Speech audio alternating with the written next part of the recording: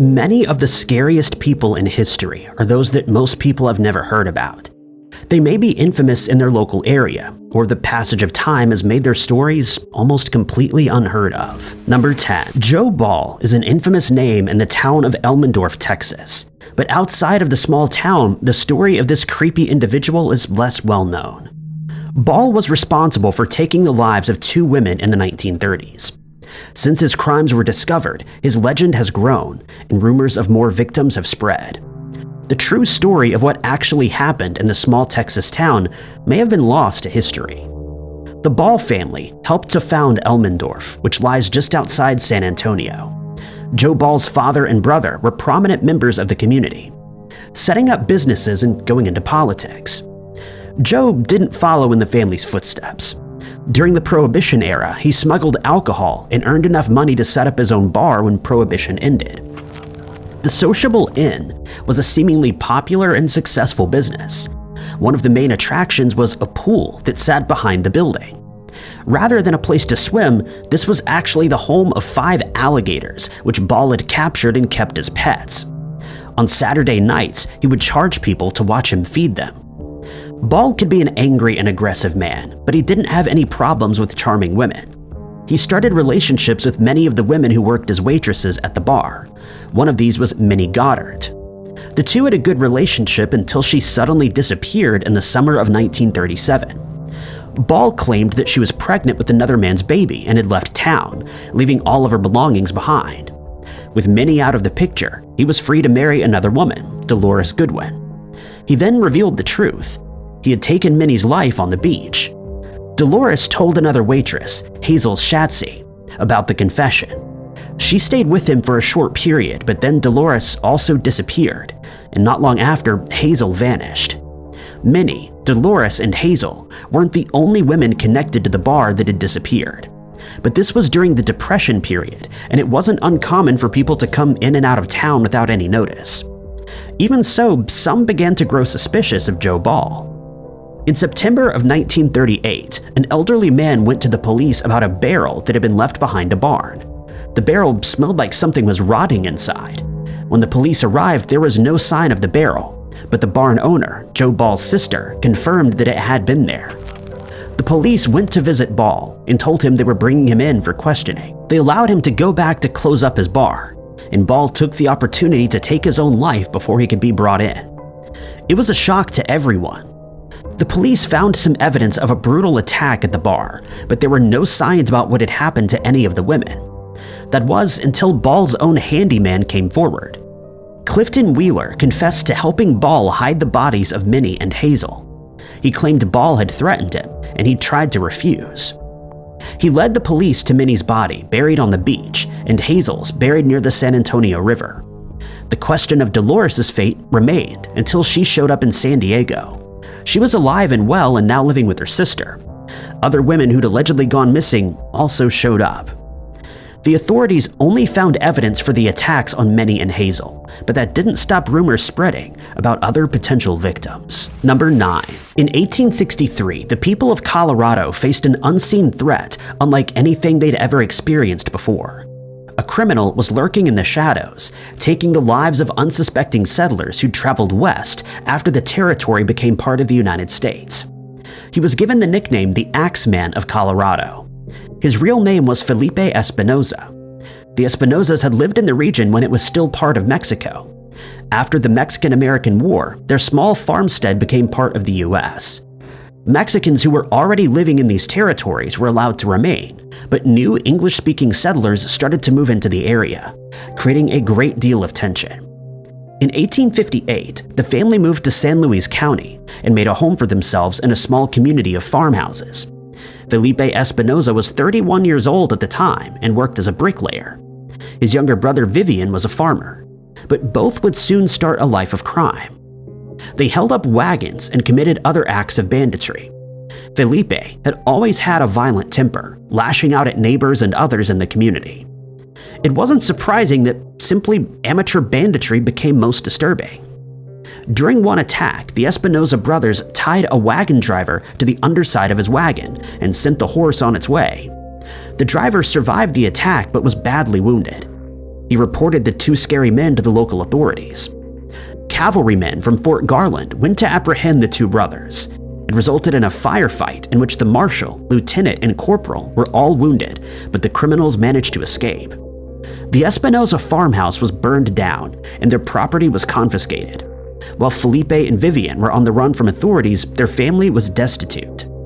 After this, the crimes became even more violent in nature.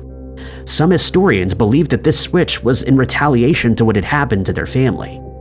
Others think this was a natural progression to Felipe's terrifying acts. The actual motive for his actions remains a mystery. Throughout the spring of 1863, the Espinosa brothers attacked dozens of individuals across the territory. This was a relatively sparsely populated area. Many places were simple mining camps with no actual roads leading in or out. It took a while for some bodies to be found, by which time the Espinosas were long gone. At first, it was believed that only one person was responsible for the acts, and there was no link to Felipe Espinosa or his brother. It was only when one of the would-be victims survived that the Espinosas were identified.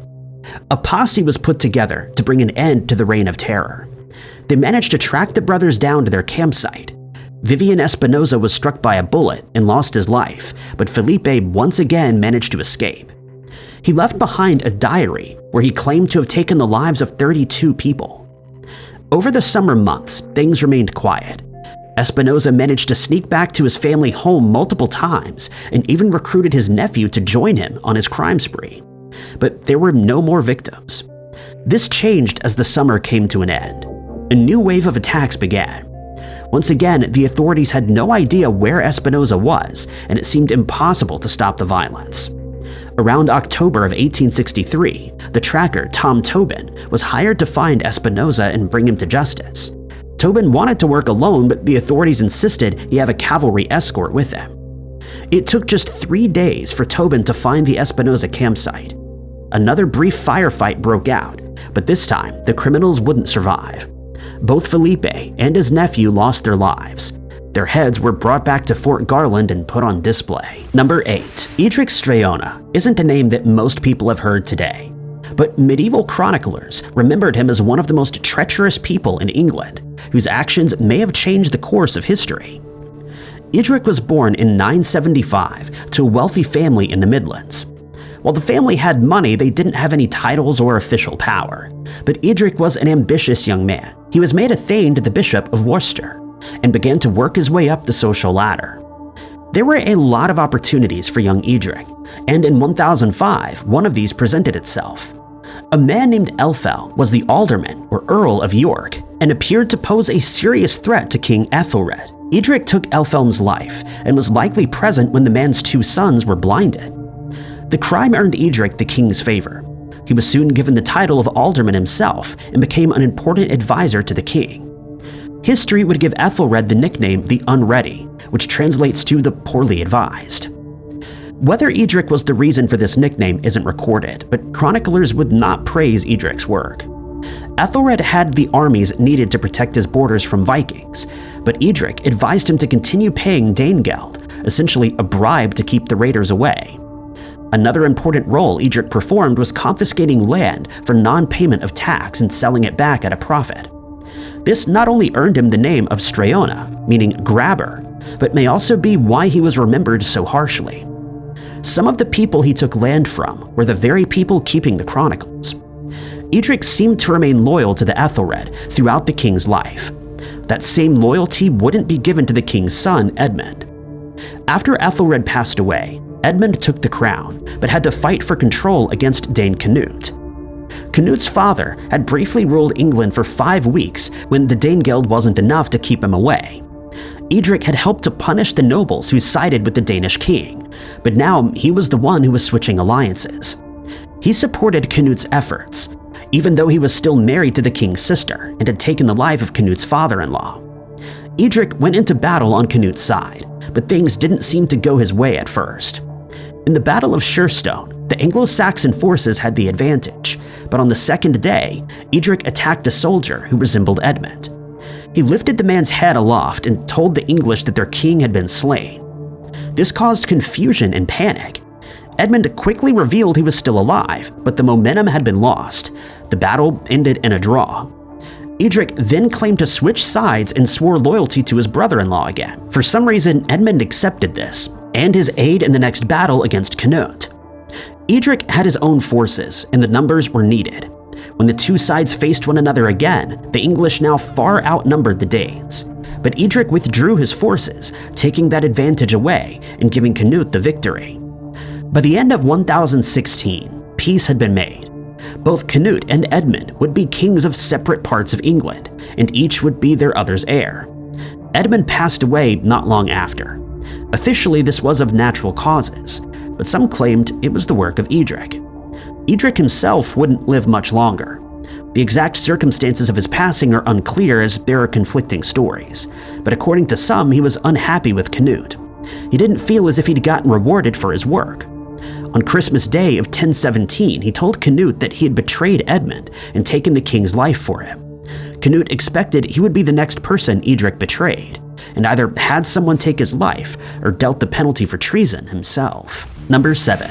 Geordie Bourne was a terrifying individual who would likely have been forgotten by history if it wasn't for the account of the person who brought him to justice. Bourne lived in the late 1500s in the Scottish borderlands. Borders and frontier areas have been a wild and dangerous place to live for most of human history. The border between England and Scotland was no exception. The two countries were often at war, which meant there would be no cooperation between them to bring criminals to justice. Even when England and Scotland were officially at peace, it was rare that the people living in these areas saw eye to eye. Being relatively rural also made it harder to enforce the law and keep track of any criminal activity. It made it the perfect place for reivers. Reivers were the name given to raiders who operated in the borderlands. In 1597, Robert Carey was the Lord Warden on the English side of the border, responsible for protecting the people there. It's through his account that the story of Geordie Bourne is remembered. Carey was leading a patrol group in the winter of 1597 when he came across Bourne and his men. Bourne already had a reputation as a dangerous individual who'd conducted many raids. On this particular night, he was trying to herd stolen cattle across the border. A fight broke out, and Bourne's uncle lost his life. Bourne eventually surrendered and faced trial for March treason. This was a serious crime and could cost him his life, but Bourne was confident he was safe. Carey soon discovered that Bourne was the favorite of Robert Kerr, and under his protection. Kerr was a Scottish March warden and should have been someone working with Carey to solve the dangerous crime problem in the area. In fact, when Carey first came into the job, he'd reached out to Kerr to see how they could work better together. Kerr responded to Carey, agreeing to meet up with him to discuss the problem further, but at the same time he crossed over the border to join reivers in a raid. He was responsible for taking the life of at least one Englishman during a raid. When word of this got back to Carey, he knew there was no way he could work with the Scottish warden. Kerr was known for being particularly cruel, and the other members of Carey's team worried what he would do if they punished Bourne. Bourne was found guilty of treason, but they asked Carey to hold off on punishing him until they'd spoken to Kerr. Carey relented, and letters were sent to Kerr. In the meantime, Carey went to visit Bourne. According to Carey, he was dressed as one of his subordinates and pretended he hoped Bourne managed to get away with his crime. Bourne allegedly confessed to taking the lives of 7 Englishmen and living a life of crime. He was ready to meet his fate and asked to speak with a priest. Carey decided that no matter what Kerr said or promised, Bourne would face justice. The following morning, before any letters arrived from Kerr, Bourne faced his punishment and lost his life. Bourne was just one of many reivers, and people living in this area continued to suffer at the hands of these dangerous criminals for years to come. But removing a criminal who had the protection of someone who should have been protecting the people likely brought relief to many of Bourne's potential victims. Number 6. On August 1st, 1937, a 67-year-old man named George Obendoffer passed away after falling ill at a hotel in Colorado Springs. He'd arrived at the hotel with a younger woman who mysteriously vanished while he was still ill. As the police caught up with the woman, an investigation uncovered several other horror stories. A woman named Anna Marie Hahn had arrived in the United States and was a German immigrant in 1929, traveling with a husband who passed away not long after. Anna remarried a man named Philip Hahn not long afterwards and brought her son Oscar to the US from Germany. They lived as a happy family for a while, but tensions grew between Philip and his wife. He began to grow suspicious of her, and eventually they went their separate ways. Hahn tried to find work to support herself and her son, but her business failed, and she turned to gambling. To fund her habit, she borrowed money from an elderly man, but he quickly found out that she couldn't pay it back. She started to look for other ways out of the deal and decided to feed the man oysters laced with poison. He fell ill, but his relatives didn't suspect any foul play. They thought this was a simple illness and took him to the hospital. The man later passed away, and Hahn seemingly got away with her crime. If she had stopped there, Hahn may never have attracted any suspicion, but she continued to struggle to find money and resorted to the same solution 3 more times. Hahn targeted elderly men, working as a nurse to care for them. She earned their trust before slipping something into their food or drink. Their final moments were often in agony, but doctors couldn't be certain that this wasn't just a normal, tragic illness. After the men passed away, their families would discover that Hahn had been left large sums of money for her services, looking after them in their final days. Many family members asked for investigations into their passings, unable to believe that something suspicious hadn't happened. But it wasn't until George Obendorfer passed away that any investigation took place. An autopsy revealed poison in George's system. As investigators looked back at Hahn's history and found the trail of tragedy she'd been close to, other autopsies took place. Each revealed the truly dark nature of their final moments. Hahn pleaded not guilty to the crimes. She first claimed that she didn't know George at all, but her son revealed that they had traveled together to Colorado Springs. She later admitted to this, but still denied that she had anything to do with his passing. At trial, she was found guilty of all 4 crimes. Even after this, she continued to claim her innocence, but finally admitted to everything in a series of letters that were later sold to a local newspaper. Number 5. Police investigating rumors of illegal alcohol brewing made a disturbing discovery at the home of Vasili Komarov in 1923. The remains of a man had been placed in sacks and hidden under piles of hay, waiting to be disposed of. The investigators had just uncovered the Wolf of Moscow. For roughly 2 years before this, men had been going missing at a startling rate. Almost as frequent as the disappearances were the bodies, which showed up dumped around Moscow's poorer neighborhoods or in trash dumps. The bodies always seemed to turn up on Thursdays and Saturdays, the days after the horse market had come to town. The authorities staked out the market but turned up empty-handed. The mysterious criminal earned the nickname the Wolf of Moscow. His real name was Vasili Komaroff. Komarov was a veteran of the Russian Civil War, fighting on the side of the Red Army. There, he earned a job taking the lives of prisoners. It was a job he seemed to have no problem doing. When he returned to civilian life, he seemed to adjust well. He got into trouble with the law, but only for crimes like stealing food. There was nothing to suggest that he was a violent or dangerous criminal. In 1920, he moved to Moscow with his family, which consisted of his second wife and their children. He found work as a carriage driver and horse trader, and from the outside seemed to be a good, upstanding citizen. Komarov was still committing petty crimes, stealing to support an alcohol habit. He could also be violent to his wife and children at times, but the neighbors believed he had a happy marriage.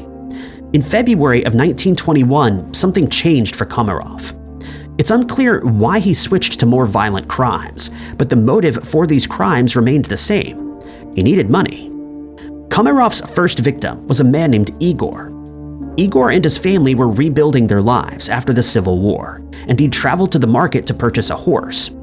Unfortunately, there weren't many horses available at the time, and he would have left the market empty-handed if he hadn't been spotted by Komarov.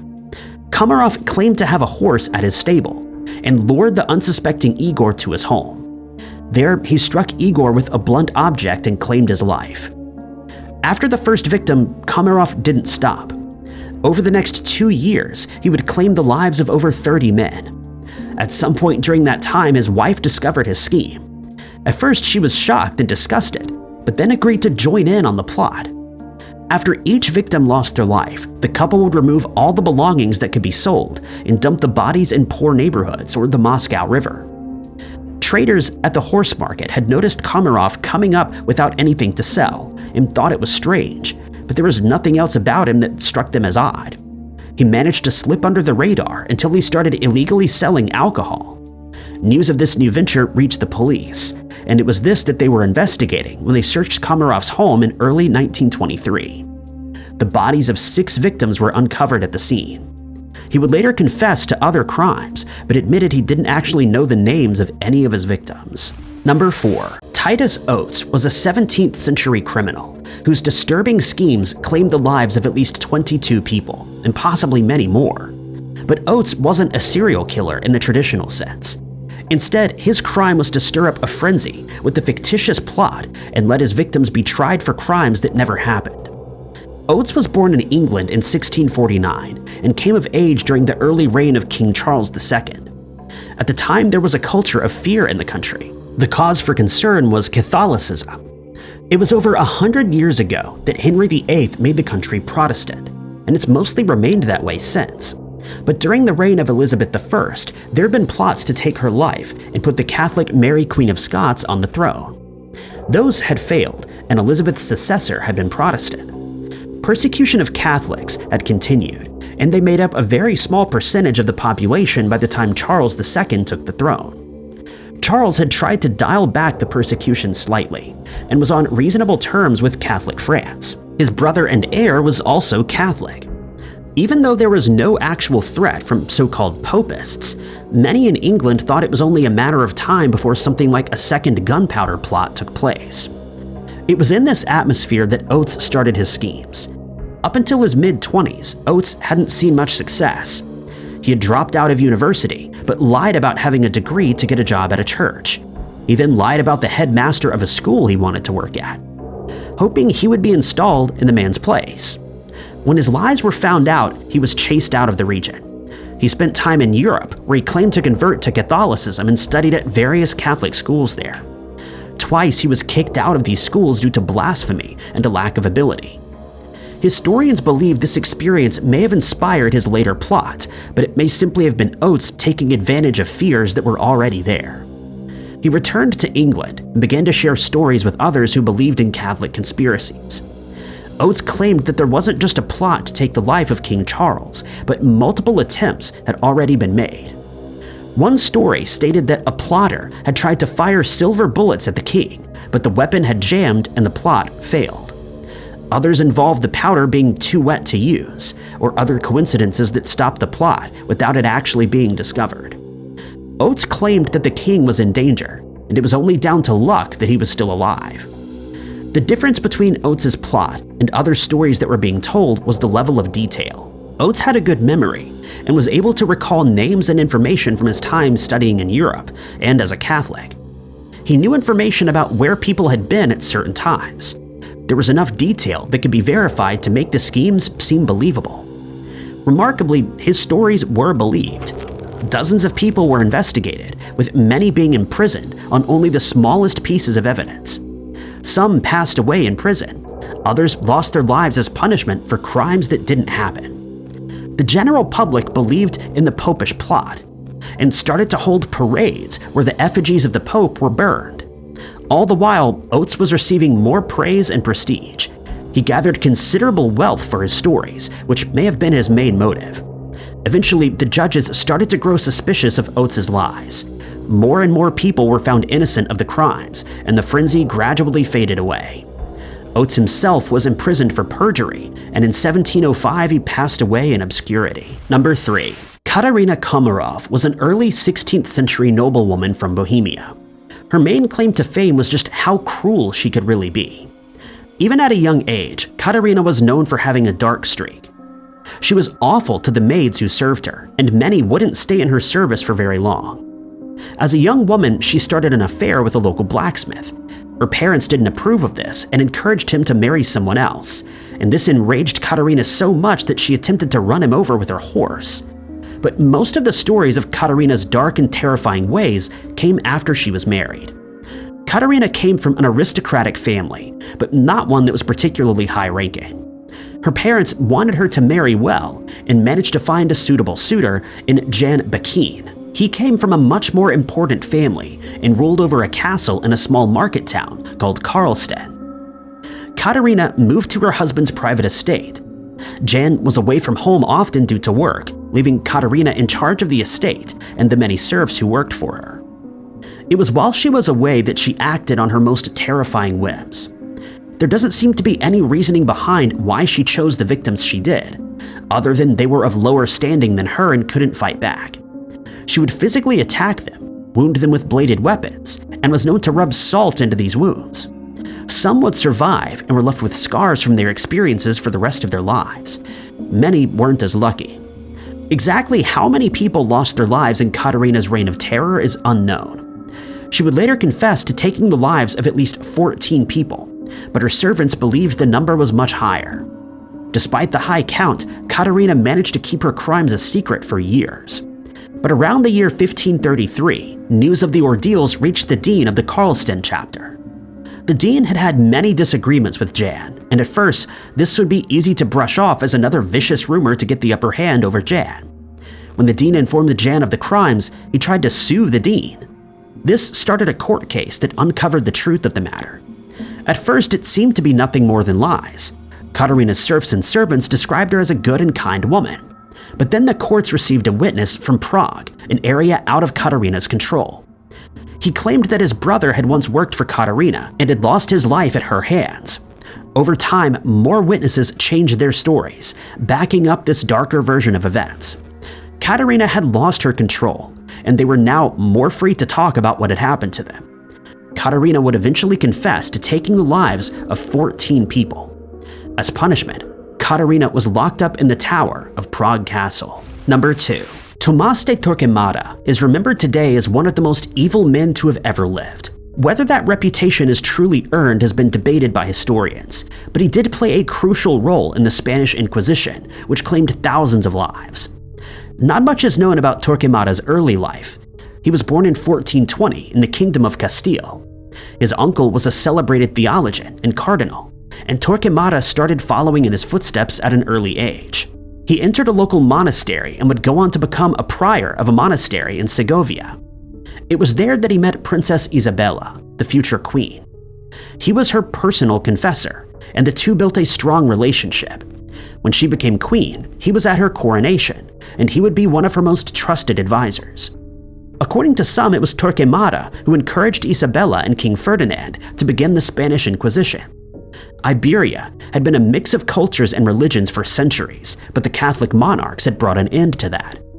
People of other religions had been encouraged to convert to Catholicism. Torquemada's own family were some of these converts. They started practicing Christianity only a few generations before Torquemada was born. Some converts, like the Torquemadas, were genuine. Others secretly practiced their old religions and continued traditional practices while claiming to have converted. Many people didn't convert at all. Many Catholics in Aragon and Castile believed these false converts were dangerous, and the Spanish Inquisition was designed to try to uncover them. Even if Torquemada didn't start the Inquisition, he was an early supporter of it. He was one of the first inquisitors, and in 1483, he was made the Grand Inquisitor. For the next 56 years, he served in this role. The Spanish Inquisition is known for its brutality. Those suspected of being heretics were put through terrifying ordeals to try to extract a confession.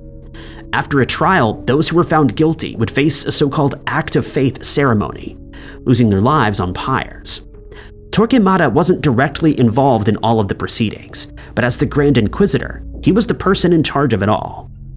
The Spanish Inquisition only had jurisdiction over those claiming to be Catholics, but Torquemada also believed those who had not converted were a threat. He advised Ferdinand and Isabella to expel anybody who didn't fit their religion. This led to tens of thousands of people being forced out of their homes and leaving with only what they could carry. Today, Torquemada has been described as a sadistic and evil man, but most of those characterizations come from later writers. Little was written at the time about Torquemada as a person, especially compared to later Grand Inquisitors. But according to later writers, even those who worked with him believed he was too cruel and dangerous. They wrote to the Pope for help controlling him. In 1494, the Pope sent assistant inquisitors, officially to assist Torquemada as he was struggling with health problems, but some suspect it might have been in an attempt to answer those letters. Torquemada would officially retire that same year, going to a monastery in Avila, where he would later spend the rest of his life, but he still retained the title of Grand Inquisitor. Whether Torquemada is remembered for his unique cruelty, or simply for being the first person in charge of the Inquisition, he definitely had an impact on a devastating and terrifying period in Spanish history. Number 1.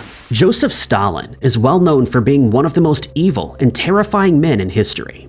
A large reason for this was the Great Purge, which claimed the lives of hundreds of thousands of people who were accused of being political enemies. But the purge wasn't carried out by Stalin alone.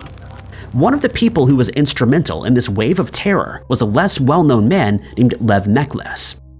Mekhlis was one of Stalin's biggest supporters. He was born in Odessa, modern-day Ukraine, and served in the Russian army during the First World War. Mekhlis was staunchly against the Tsar, and when the Russian Revolution got underway, he sided with the Red Army.